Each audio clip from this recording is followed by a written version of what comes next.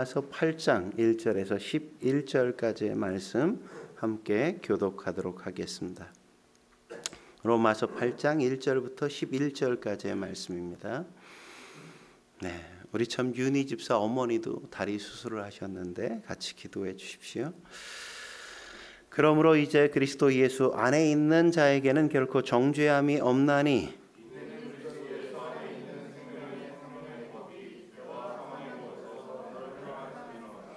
율법이 육신으로 말미암아 연약하여 할 수 없는 그것을 하나님은 하시나니 곧 죄로 말미암아 자기 아들을 죄 있는 육신의 모양으로 보내어 육신의 죄를 정하사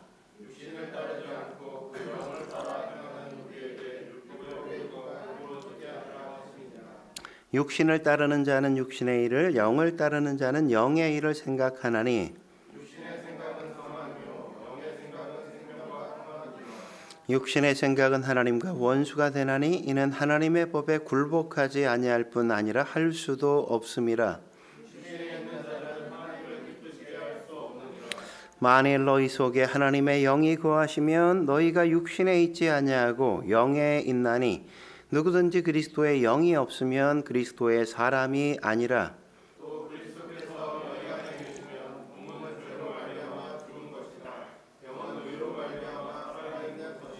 함께 읽겠습니다. 예수를 죽은 자 가운데서 살리신 이의 영이 너희 안에 거하시면 예수를 죽은 자 가운데서 살리신 이가 너희 안에 거하시는 그의 영으로 말미암아 너희 죽을 몸도 살리시리라. 아멘.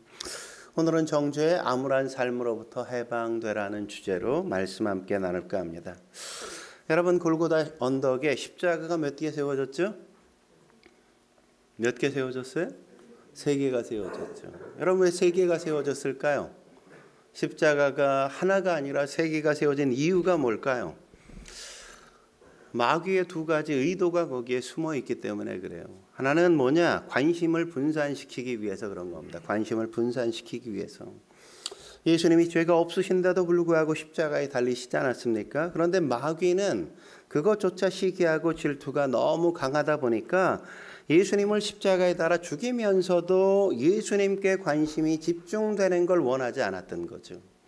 그래서 좌우에다가 강도의 2 강도를 십자가에 달므로 예수님 홀로 관심을 받지 않도록 그렇게 만든 겁니다. 그래서 세선을 달아 놓으니까 어때요? 관심이 집중되지 않고 분산이 되는 거죠. 분산이. 2 번째는 교묘하게 이미지를 조작하는 거예요. 이미지를 조작하는 거죠. 강도들과 함께 다니까 예수님도 강도야 이렇게 생각하게 만든 거죠. 이미지를. 좌도 강도고 우도 강도니까 가운데 있는 예수님 너도 강도. 뭐 이렇게 사람들이 생각하게 만든단 말이죠. 같은 부류야 이렇게 사람들을 의식하게 만든 거란 말이죠. 지금도 마귀는 우리에게 그렇게 동일하게 공격하는 겁니다. 우리에게 관심이 집중되는 걸 원하지 않는단 말이죠. 그러니까 자꾸 우리가 관심을 받으려고 하면 우리는 시험 들게 만든다고요. 시험 들게 만들어. 마귀가 그걸 이용해 먹거든요.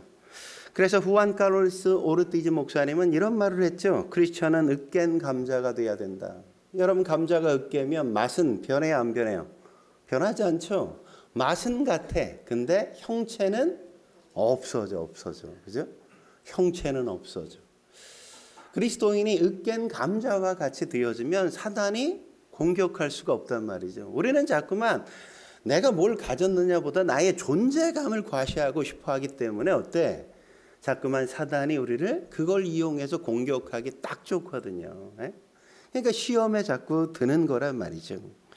그래서 으깬 감자가 되면 사단이 공격할 어떤 여지가 싹 사라지는 거죠. 내가 관심을 받는 게 없으니까 나는 존재하지 않는 것처럼 영향만 끼치고 있는 멋진 거죠. 그죠? 이미지도 자꾸만 조작한단 말이죠. 그래서 사단이 어떻게 공격해요? 우리를 부끄럽게 만들고 창피하게 만들고 수치스럽게 만들고 자꾸 이렇게 이미지를 조작해 간단 말이죠. 그래서 사람의 시선에 연연하게 되어지면 성도는 아무것도 할 수 없단 말이죠. 그래서 하나님이 그걸 훈련시키려고 우리를 자꾸 수치스럽게 만들고 쪽팔리게 만드는 일을 허용하시는 거예요. 허용하셔요. 예? 그걸 견뎌야만 쓰시니까. 여러분 믿음의 선진들도 그랬잖아요. 이사야 얼마나 모욕을 받았습니까? 예레미야 안 그랬어요? 예레미야도 막 얻어 터지고 하나님의 선지자가 예? 지금 목사가 지금 막 맞고 얻어 터지고 막 감빵 보내고 막 이런 거란 말이에요. 그러니까 사회적으로 얼마나 모욕적이에요. 수치스러운 일입니까? 범죄자처럼 취급받고 하찮은 존재처럼 그렇게 취급받았잖아요. 근데 그걸 다 감당하니까 어때요? 하나님께서 쓰시는 거란 말이죠. 감당해낼 수 있으니까. 그러니까 사단은 끊임없이 지금도 우리 스타일을 완전히 구겨지게 만들어서 우리가 마치 쓸모없는 존재인 것처럼 하찮은 존재인 것처럼 아무것도 할 수 없는 존재인 것처럼 그렇게 공격한단 말이죠. 여러분 마귀가 우리를 공격하는 것 가운데 하나가 뭐냐? 오늘 본문에 중요한 게 하나가 등장하는데 그게 바로 정죄하는 거예요. 정죄. 마귀가 우리를 끊임없이 공격한단 말이죠. 넌 죄인이야. 넌 왜 이렇게 무기력해? 넌 왜 이렇게 무능해? 야, 너 같은 사람을 누가 인정해 주겠어? 네가 할 수 있는 일이 도대체 뭐가 있어? 야, 너 같은 사람 살아서 뭐해? 그냥 확. 이렇게 공격하잖아요. 공격해. 이런 정죄감이 우리의 마음에 막 들기 시작하면 어때요? 우리의 삶이 암울해진단 말이죠. 암울해져. 두렵고 불안하고 근심과 걱정만 우리 안에 자꾸만 쌓이고, 그러니까 산다는 것에 의미가 없어지고 세상 앞에 나아가서 뭔가 당당해지지 않고 자꾸만 쭈그러들고 그런단 말이죠. 그러다 보니까 업앤다운이 굉장히 심해지잖아요. 업다운이 너무 심해져. 이런 정죄감에 사로잡히는데 오늘 하나님께서 뭐라고 말씀하세요? 1절에 이렇게 말씀하시죠. 1절과 2절 같이 읽겠습니다. 시작. 그러므로 이제 그리스도 예수 안에 있는 자에게는 결코 정죄함이 없나니 이는 죄와 사망의 법에서 너를 해방하였음이라.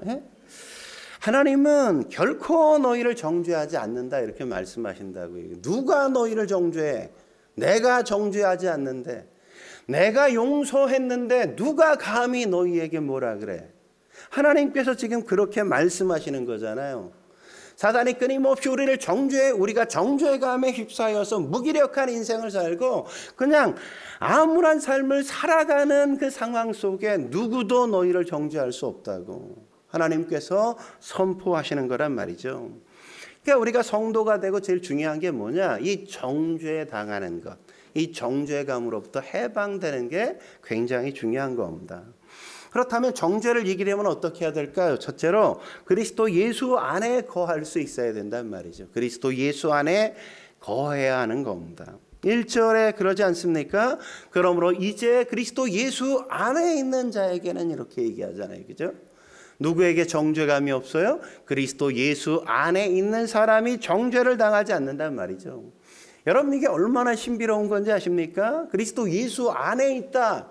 이 개념이 얼마나 놀라운 개념이에요. 여러분 생각해 보세요. 예수님이 하나님이잖아요. 여러분 하나님이 우리 안에 거한다는 게 말이 돼요?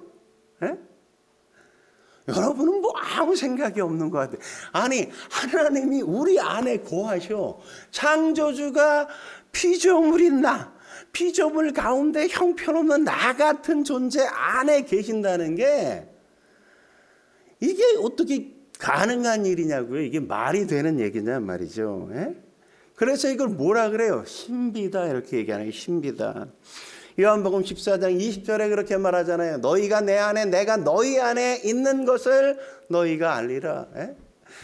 예수님이 우리 안에 창조주요 모든 만물의 주가 되시는 왕 되신 왕이 우리 안에 계시고 우리가 그분 안에 있다 이렇게 말씀하시고 계시잖아요. 그래서 신비란 말이죠. 신비. 신비가 뭡니까? 인간이 이해하지 못하는 걸 우리가 신비라고 그러지 않습니까? 우린 이걸 머리로는 다 이해할 수 없어. 그냥 단지 경험만 하는 것일 뿐이죠. 그런데 하나님이 우리 안에 계시고 우리가 하나님 안에 있다고 말씀하신단 말이죠. 이게 어떻게 가능하다고 얘기합니까? 요한복음 14장 16절에서 18절에 이렇게 설명하죠. 야, 내가 육체로 너희 안에 어떻게 거하겠어? 그게 아니라 내 영이 있거든. 보혜사 성령이라고. 예?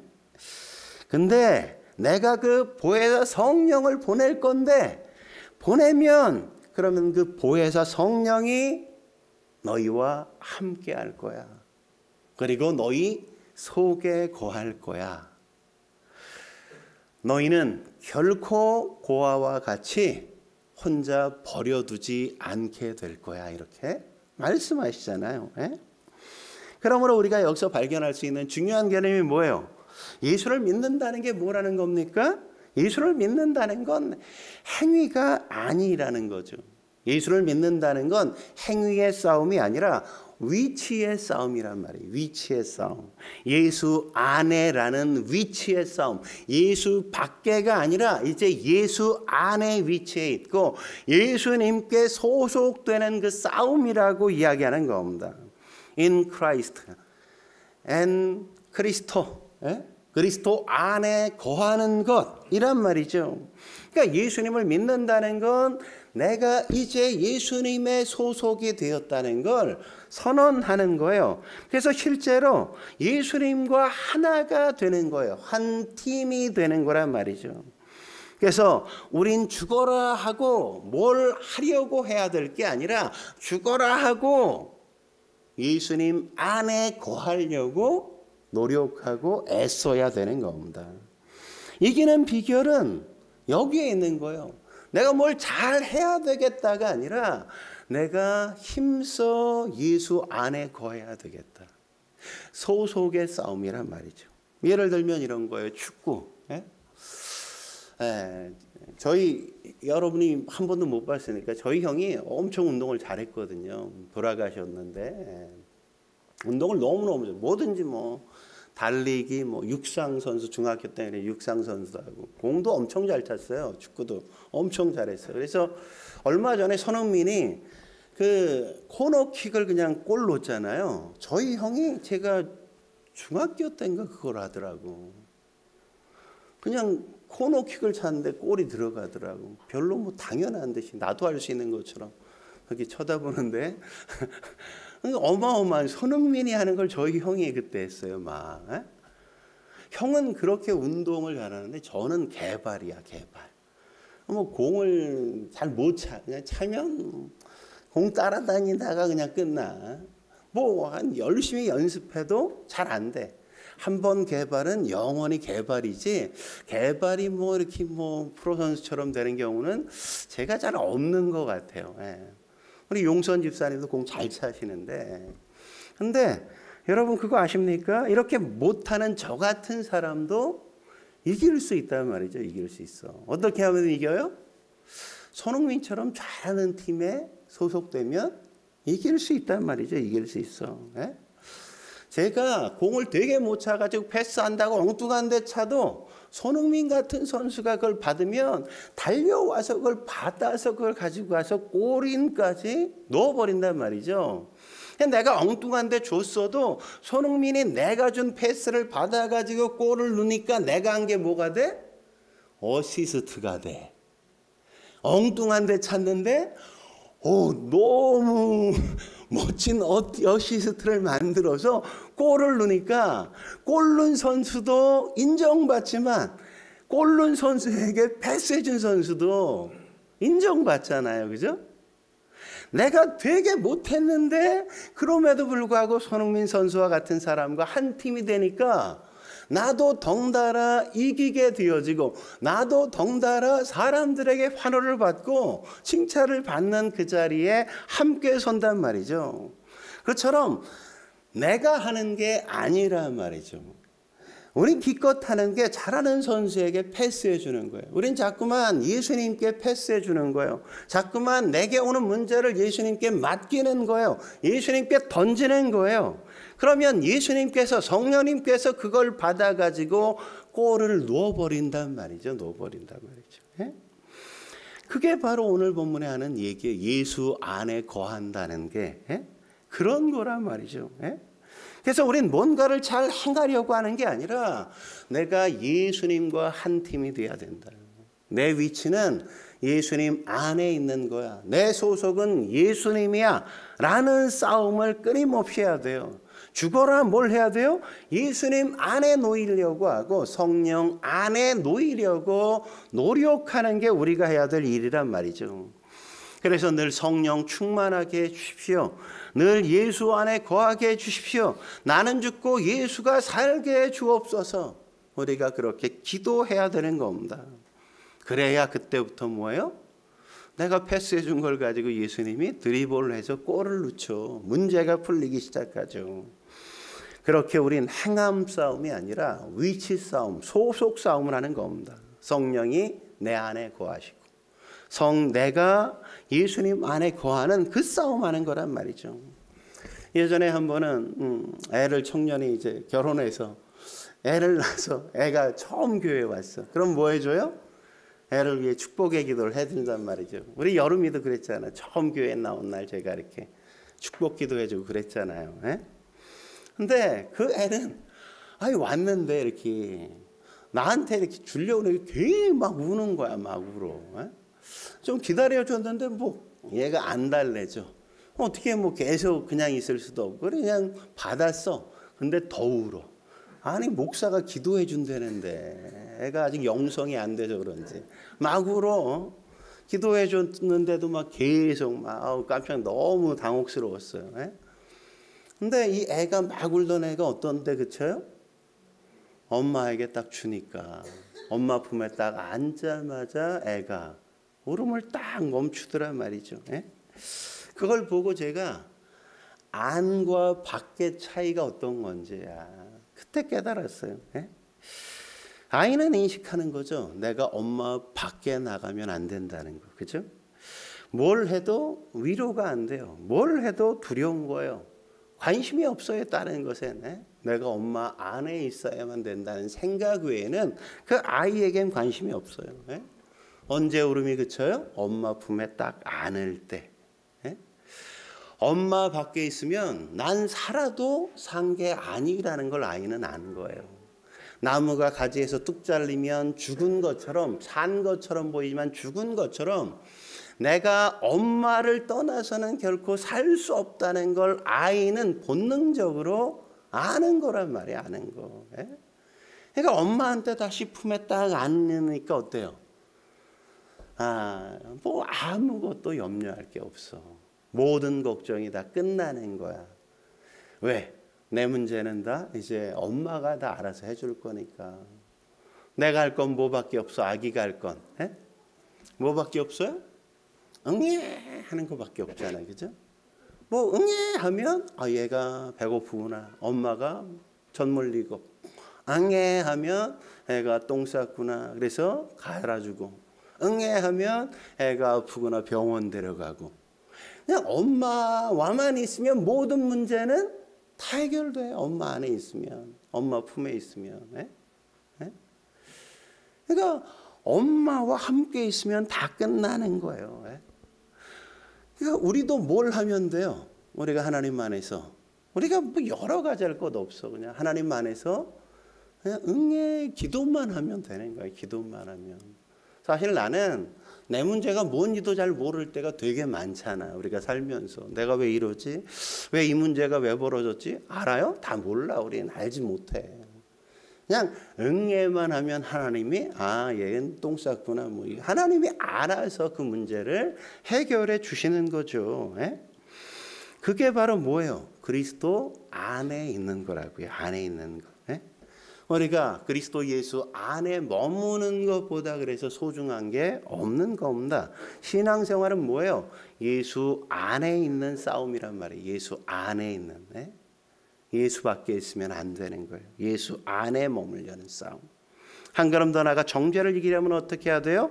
두 번째, 성령이 주도를 하시게 해야 된단 말이죠. 성령께서 주도하시게 해야 돼요. 예수 안에 거하면, 성령 안에 거하면 우리가 걱정할 게 없어요. 그땐 뭐 마귀가 막 공격해도 뭐 별로 공격할 게 없거든. 마귀가 공격할 게 뭐가 있어요? 아무것도 없지. 딱 하나 공격할 게 있는데 뭐예요? 우리가 죄인이라는 거. 그거 공격한단 말이죠. 그래서 우리를 정죄하는 거예요. 정죄하는 거. 그래서 1절에 뭐라 그래요? 그러므로 이제 그리스도 예수 안에 있는 자에게는 결코 정죄함이 없다. 왜? 마귀가 끊임없이 정죄하니까 너 죄인이잖아 이렇게 공격하니까. 그래서 뭐가 있다고 얘기해요? 2절에 보니까 이는 그리스도 예수 안에 있는 생명의 성령의 법이 죄와 사망의 법에서 너를 해방하였느니라 이렇게 말하잖아요. 정죄를 이기는 방법이 뭡니까? 정죄하면 해결됐어 이렇게 선언하기만 하면 끝나는 거예요. 죄와 사망의 법이 율법 아닙니까? 율법은 뭐예요? 성령의 법으로 이긴다는 거 아니에요? 율법은. 그러니까 율법이 뭐라 그랬어요? 율법은 진단하는 거라 그랬잖아요. 내가 뭔 잘못을 하고 있는지, 내가 무슨 질병을 갖고 있는지 율법을 보면 거울처럼 내가 어떤지 상태를 진단하는 거잖아요. 여러분 생각해 보십시오. 지금 다 건강해 보이지만 만약에 일주일에 한 번씩 병원 가가지고 우리가 종합검진을 받는다. 그러면 병이 안 나올 사람이 있을 것 같아요? 없어요, 없어. 다 병이 나올 수밖에 없단 말이죠. 정밀 진단을 들어가기 시작하고 매일 가가지고 병원에 가서 진단을 받으면 없는 병도 막 생긴다니까. 여러분 그렇잖아요. 의사의 특징이 뭡니까? 자기들이 먹고 살려고 없는 병도 막 찾아내서 있게 만드는 게 의사들 특징 아니에요? 옛날에 고혈압 처음엔 160이었어요. 고혈압은. 그거 아십니까? 160이었어. 근데 160이 정상이라고 했더니 이게 뭐 고혈압 환자가 없는 거야. 그래서 140으로 낮췄어. 140으로 낮췄더니 그래도 몇몇 환자는 생겼는데 그래도 의사들이 먹고 살만하지가 않거든. 120으로 딱 낮췄더니 전 국민의 절반이 고혈압 환자야. 뭐 의사에게 맨날 진료받으러 오는 사람이 너무너무 많아졌잖아. 의사가 이만하면 우리가 이제 먹고 살만하네. 그러니까 120 딱 됐잖아요. 그렇다는 설이 있어요. 그렇다는 설이 있어요. 여러분 나이가 들수록 사실 혈압이 높아지는 건 당연한 건데 뭐 우리 재훈 형제나 나나 뭐 우리 90세인 우리 이 집사님이나 똑같이 120이 정상이라 그러면 말이 되냐고. 말이 안 되는 거지. 그래서 이런 책도 있어요. 의사에게 살해당하지 않는 47가지 방법. 의사에게 살해당하지 않는 47가지 방법. 일본 저자가 쓴 건데. 일본 사람들 가운데 의사의 진단을 잘 믿지 않는다 그래요. 그러니까 진단을 많이 받으면 어때요? 걱정할 게 너무너무 많아져. 안 아픈데 자꾸 의사 만나다 보면 자꾸 이것저것 생긴단 말이에요. 병명이 나오니까. 율법도 그런 거예요. 자꾸 말씀 앞에 서면 우리의 마음이 불편해지잖아. 설교를 들으면 들을수록 이것도 잘못했네, 저것도 잘못했네, 걸리는 게 너무너무 많아서 조금 처음엔 너무 좋았다가 중간에 이제 막 휘엄들기 시작하는 때가 있어. 율법은 사실 치료해 주는 게 아니라 진단만 하거든. 그럼 어떻게 해야 돼요? 복음으로 치료해야죠. 이 복음이 뭡니까? 성령이 복음이잖아요. 생명의 성령의 법이라고 이야기하지 않습니까? 성령은 살리는 영이란 말이죠. 그래서 뭐가 남아도 우린 염려할 필요가 없어. 왜? 우리 안에 살려주시는 성령께서 임재해 계시니까 우린 걱정할 필요가 없단 말이죠. 그러니까 마귀는 늘 율법을 가지고 우리를 진단해. 너 암사기, 넌 당뇨, 너는 뭐 심장질환, 넌 고혈압면 뭐 이렇게 진단을 해. 그럼 우린 막 겁나잖아. 여러분 마음이 철렁철렁하는 사람들이 있잖아요. 우리 안에. 왜 그래요? 모든 정보를 다 정죄로 받아들이기 때문에 마음이 철렁철렁한다고. 사실 나쁜 얘기 아니거든요. 야 사람들이 다 너만 쳐다봐. 사실 칭찬한 거거든요. 근데 이 친구가 얘기하기를 내가 뭘 잘못했는데 왜 나만 쳐다봐요? 내가 뭘 실수했어요? 이렇게 이야기한단 말이죠. 왜 그래? 정보를 다 나에 대한 정죄로 내가 자꾸만 받아들이기 때문에 그렇단 말이죠. 어떤 일 누가 찾아 이러면 여러분 어떤 생각해요? 뭘 주려고 그래요? 이래요? 아니면 뭔 문제가 생겼나 이래요? 뭔 문제가 생겼나 이러잖아요. 저도 지구촌 교회에 있을 때 그랬어요. 담임 목사님이 어느 날 찾는데 주일날 올라오래. 뭔 일이 있나 그 8층까지 3층에서 올라가는 내내 입구까지 들어가는 내내 뭔 일이 있었지 막 들어갔더니 같이 밥 먹재. 우리가 늘 모든 정보를 나에 대한 정죄로 받아들이는 게 습관이 되니까 그렇다고. 정죄하면 좀 어때요? 치료하면 되잖아. 그 어떤 정죄도 성령은 합력해서 선으로 바꿔주신단 말이죠. 그게 죄와 사망의 법에서 해방됐다는 의미란 말이죠. 생명의 성령의 법으로 우리를 건지신다고요. 그래서 예수 안에 있는 사람의 특징이 뭐냐? 바로 이거인 겁니다. 겁나는 게 없어. 겁나는 게 뭐가 생겨도 주님이 해결해 주실 텐데 신뢰하니까 두렵지 않아. 걱정이 안 돼. 근데 치료가 없는 사람은 되게 폭력적이잖아요. 병 걸렸어 그럼 막 화가 나잖아. 에이 너도 걸려버려라 막 이러고, 그죠? 막 이런단 말이에요. 아닌 척하고 괜히 위선 떨고 가식적이고, 그러니까 혼자 막 괴로운 거지. 그렇게 사니까. 여러분 김창욱 씨도 2023년인가 몇 년 전에 치매, 알츠하이머 진단을 받은 것처럼 그렇게 얘기했었잖아요. 왜 이런 병이 왔나? 그분이 얘기하기를 그런 고백하잖아요. 자기 아버지가 어머니를 그렇게 구타를, 폭력을 행사했는데 그런 엄마를 그냥 집에 두고 혼자 떠나온 것에 대한 엄마에 대한 죄책감, 자책감이 그 마음속에 쌓여서 스트레스를 너무 받아서 이게 도미노 현상처럼 터져버린 것 같다고. 그분이 그런 얘기 하잖아요. 또 어떤 얘기예요? 내가 스타 강사였잖아요. 그가 지금도 스타 강사잖아요. 근데 내가 내 강의를 사람들이 늘 이렇게 좋아해 줄까? 사람들이 내 강의를 안 좋아해 주면 어떻게 하지? 난 뭐 해야 되지? 막 이런 고민과 걱정이 막 너무너무 든 거예요. 근데 그 예수님 잘 믿는 사람이거든요. 좋은 신앙이네요. 그러니까 어떻게 돼요? 그런 진단이 있었지만 그 치료돼서 지금 어때요? 여전히 강의 잘하고 있죠. 그런 어떤 죄책감 이런 것으로부터 해방되어 지금 너무너무 잘 살고 있잖아요. 여러분 왜 어려움이 찾아오는 걸까요? 하나님이 왜 어려움 주세요? 우리에게 잘못된 거 끊으라고. 우리가 하나님만 바라보라고. 하나님이 그러시는 거란 말이죠. 바울도 그러지 않습니까? 고린도후서 1장 8, 9절에 이렇게 말하죠. 형제들아 우리가 아시아에서 당한 환난을 너희가 모르기를 원치 아니하노니. 환난을 당하고 있다고 얘기하잖아요. 그 환난이 얼마나 심하다고요? 힘에 겹도록 심한 고난이라고요.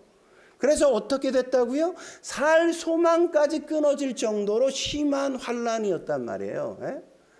우리 자신이 그래서 뭐예요? 사형 언도를 받은 것과 같았다. 이렇게 얘기할 정도로 너무너무 심한 환난, 고난, 역경을 당하고 있어. 근데 그런 역경이 왜 왔다고요? 자기를 의지하지 않게 하기 위해서. 왜? 하나님만 의지하게 하기 위해서 이 어려움이 온 거라고 바울이 스스로 고백하는 걸 우리가 만나지 않습니까? 어려움을 주시는 이유는 뭐예요? 딴 게 없어. 너 그렇게 한번 당해봐. 그런 게 아니에요. 너 자신을 의지하지 마. 네가 가진 거 의지할 게 아니야. 누구를 의지해야 돼? 나 의지해야 돼. 하나님. 하나님만 의지하라고 그런 거란 말이죠. 그게 바로 어려움을 가끔 주시는 이유예요. 그러면 육신을 따르는 사람의 특징은 뭐냐? 끊임없이 사람을 의식해. 사람의 말, 사람의 눈치 엄청 살피죠. 그래서 5절에 뭐라고 얘기합니까? 육신을 따르는 자는 육신의 일을 생각한다. 이렇게 말하잖아요. 사람만 자꾸 의식하고 사람 눈치만 보니까 그러니까 뭐예요? 하나님을 기쁘시게 할 수 없는 게 되어지죠. 그래서 8절에 그러잖아요. 육신에 있는 자들은 뭐? 하나님을 기쁘시게 할 수 없다. 이렇게 말씀하고 있는 거 아닙니까? 사람 비유나 맞추고 사람 눈치나 보고 사니까 그런 거죠. 머릿속에 뭐만 있어? 사람만 가득해. 사람만. 제가 왜 그렇게 봤지? 쟤는 왜 나를 뚫어져라 쳐다본가? 제가 말한 건 도대체 무슨 의미야? 자꾸 이렇게 해석을 자꾸 하다 보니까 하나님을 기쁘시게 할 수 없다고. 예? 하나님을 기쁘시게 하려면 어떻게 해야 돼요? 사람 의식하지 말고 성령 안에서 치유해 주실 걸 믿어야죠. 믿어야죠. 뭐라고 정죄해도 성령이 다 치유하실 걸 난 믿어. 이러면 승리할 수 있는 거죠. 그래서 예수 안에 있으면 아무리 정죄해도 넘어가지가 않아요. 예? 정죄해도 정죄가 뭐 상관없죠. 예? 정죄가 뭐예요? 부끄럽게 만드는 거. 예? 수치스럽게 만드는 거잖아요. 예? 여러분 십자가에 달린 두 강도도 마찬가지 아닙니까? 근데 십자가에 달린 강도 중 하나가 뭐라 그래요? 막 정죄하면 예수님이 내 죄 다 사했어. 그래도 난 낙원에 갈 거야. 예수님과 함께. 그렇게 얘기하잖아요. 예? 그러니까 거기서 인생이 끝나는 거죠. 신앙이 뭡니까? 맡기는 거죠. 주님께 맡기는 거. 예? 그래서 내 생각을 지배하는 게 내 느낌, 내 감정이 아니라 말씀과 성령이 나를 지배하게 만들어야 되는 겁니다. 문제가 생기면 성령을 자꾸 의식하는 거죠. 내가 해결하는 게 아니라 성령께서 해결해 주실 거야. 뭐 그래 난 죄인이야. 근데 하나님이 그래도 날 구원하셨어. 그러면 거기서 끝나잖아요. 정죄감으로부터 우리는 해방된단 말이죠. 우린 늘 성령이 주도하시는 인생 살길 주의 이름으로 축원합니다. 마지막으로 정죄를 이기려면 어떻게 해야 됩니까? 역전의 하나님을 늘 믿어야 한단 말이죠. 네? 죽는 것도 다 살리신단 말이에요. 하나님은 역전의 명수라고 하지 않습니까? 오늘 10절과 11절 그렇게 말씀하죠. 같이 읽어보겠습니다. 10절 11절 시작. 또 그리스도께서 너희 안에 계시면 몸은 죄로 말미암아 죽은 것이나 영은 의로 말미암아 살아있는 것이니라. 예수를 죽은 자 가운데서 살리신 이의 영이 너희 안에 거하시면 그리스도 예수를 죽은 자 가운데서 살리신 이가 너희 안에 거하시는 그의 영으로 말미암아 너희 죽을 몸도 살리시리라. 예. 여기 말씀하는 게 그거 아닙니까? 하나님은 죽을 몸도 살리신다. 예? 역전시키시는 분이시다. 여러분 사르밧 과부 열왕기상 17장에 보면 사르밧 과부가 그렇잖아요. 예? 여러분 믿는 사람들이 해야 할 것 가운데 하나가 뭔지 아십니까? 자폭하려고 하지 않는 거예요. 자폭하려고 하지 않는 거. 예? 여러분 사르밧 과부도 예수님 잘 믿는 사람이었잖아요. 하나님 잘 믿었단 말이죠. 근데 열왕기상 17장에 보면 자폭하는 분위기가 굉장히 강하잖아요. 자폭하는 분위기가. 열왕기상 12장 12절에 보면 흉년이 왔어요. 기근이 왔어요. 먹고 살기가 너무너무 힘들어져. 그러다 보니까 불안해, 두려워. 그래서 뭐라고 얘기합니까? 12절.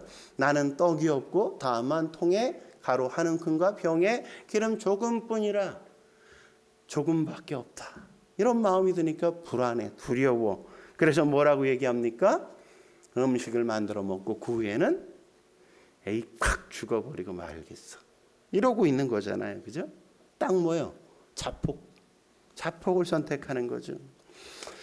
우린 시시때때로 내 인생이 내 것이라고 생각해요. 착각한단 말이죠. 내가 공부를 못하면 공부를 못하면 뭐하고 살아서 뭐해. 자폭하려고 한단 말이죠. 내가 뭐 이 직장에서 뭐 문제가 생기면 내가 직장도 못 다니고 뭐해. 자폭하려고 자꾸만 생각하는 경우들이 늘 생긴단 말이죠. 우린 뭘 봐요? 늘 현재 있는 것밖에 보지 못한다고. 있는 것밖에. 하나님을 절대 보지 않았고 있는 그 현재만 본다고. 이거밖에 없으니까 이게 없으면 그냥 끝나는 거야. 그냥 끝내야지 뭐. 이래 버린단 말이죠. 사람들이 절망하게 되어지면 자꾸만 놔버리려고 그래. 여기에도 혹시 뭐 내가 하는 일이 잘 안 된다고 자꾸 놔버리고 싶은 마음 드는 분 계시죠? 그죠? 에이씨 관둘까 다 때려쳐 막 그런 마음 우리 들잖아요. 자꾸만 놔버리고 자폭하고 싶은 마음이 자꾸 든다고요. 내가 이렇게 장렬하게 그걸 또 장렬하게 전사한다고 생각해. 되게 미화시켜 그런 걸. 마귀가 자꾸만 술수로 우리를 미혹하는 거죠. 자폭하도록. 거기서 그렇게 끝내도록. 어떻게 해야 돼요? 사단아 물러가라. 이렇게 얘기해야죠. 선언해야지. 자폭하려는 마음이 막 들어. 그때 어떻게 하나님이 엘리야 선지자를 자폭하지 못하도록 보내잖아. 에이 이거 그냥 아들 둘이랑 이거 해먹고 그냥 우리 죽으리라 이랬더니 하나님이 선지자 딱 보내서 먹으려는 야 나 배고파. 하나님이 삥 뜯으러 선지자 보낸 게 아니에요. 삥 뜯으라고 보낸 게 아니라 자폭하지 말라고 보내신 거야. 자폭하지 말라고. 우린 자꾸만 이 선지자가 와가지고 그거 하나 먹고 죽으려고 한 거 그걸 어떻게 뺏어 먹나 이런 생각하는데 뺏어 먹으러 온 게 아니라 자폭하지 못하게 하려고 보낸 거예요. 엘리야 선지자가 뭐라 그래요? 우선 두려워하지 마 이러잖아요. 두려워하지 마. 왜 두려워해요? 자기 상황만 쳐다보니까 하나님 바라보지 않으니까 두렵죠. 역전의 하나님을 바라보지 않으니까 두려운 거죠. 그래서 역전의 하나님이 두 가지를 이야기하시잖아요. 하나는 뭐예요? 이 가뭄 끝이 있어 이렇게 선언하죠. 그래서 14절에 뭐라고 얘기합니까? 비를 지면에 내리는 날까지. 그러니까 뭐예요? 날까지라는 건 끝이 있다 이거잖아요. 끝이 있다. 그러니까 그 어떤 고난도 끝은 있다고요. 그 어떤 시련도 끝은 있다고요. 영벌과 영생만 끝이 없는 거지 이 땅에 있는 모든 건 다 끝이 있어요. 그러니까 끝이 있다는 건 뭐예요? 기회가 온다는 거잖아요. 기회가 온다는 거. 그러니까 기회가 주어질 거란 말이죠. 끝이 있다는 걸 알면 견딜 수 있어. 그때 기회가 오면 잡으면 돼. 영접하면 돼. 그러면 그때부터 변화가 시작될 거란 말이죠. 두 번째 뭘 얘기하세요? 가루가 떨어지지 않고 기름이 마르지 않을 거야. 이렇게 선언해 주시잖아요. 14절에 그렇게 말씀하잖아요. 그죠? 그럼 뭘 얘기하는 거예요? 하루하루 내가 널 살게 할 거야. 네가 필요한 생존에 필요한 건 네가 버는 게 아니라 내가 주는 거지. 네가 번 줄 알지? 이렇게. 여러분 광야에서 어때요? 하나님이 광야 40년 동안 아무것도 없는 광야 그들이 뭐 벌어서 살았어요? 어떻게 살았어? 하늘의 만나를 주셨잖아 매일. 한 번에 다 안 줬어. 왜? 한 번에 다 주면 그거 가지고 또 장사하거든. 인간들은 꼭 팔아먹으려고. 그러니까 어떻게 하나님이 매일 아침 날마다 일용할 양식을 주신다고 하나님은.